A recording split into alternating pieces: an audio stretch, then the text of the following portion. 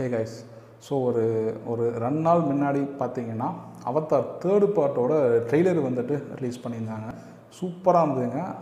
அதே மாதிரி இப்போது அவதார் 1 பார்த்துட்டிங்கன்னா அதோட அந்த அவதார் அந்த ஸ்டோரியோட ஜஸ்ட்டு ஒரு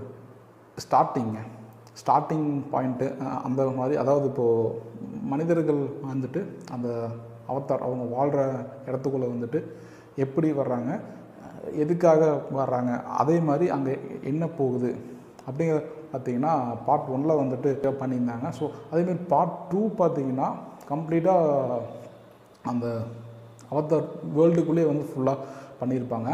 அது மட்டும் இல்லாமல் அவதார் 2 பார்த்திங்கன்னா வாட்டர்லேங்க கம்ப்ளீட்டாக பார்த்திங்கன்னா வாட்டர்லேயே வந்துட்டு அந்த அவதார் 2 வந்து பண்ணியிருப்பாங்க.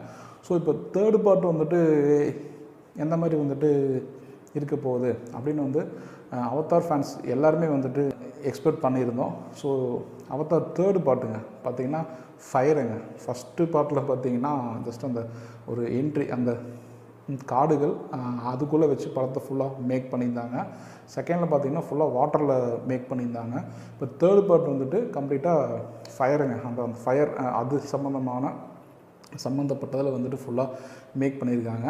ஸோ ட்ரெய்லர் பார்க்கலன்னா போய் பாருங்கள், சீரீஸை சூப்பராக இருக்குதுங்க.